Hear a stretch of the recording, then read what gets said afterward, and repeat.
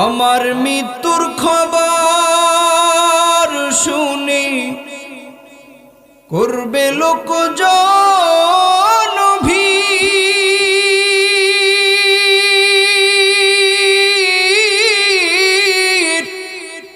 আপন মানুষকে কেঁদে হইবে অস্থির,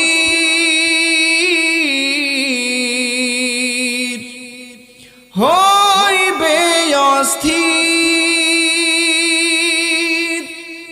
কেউ বা দিবে গোসল আমায়, কেউ বা কবর খনন।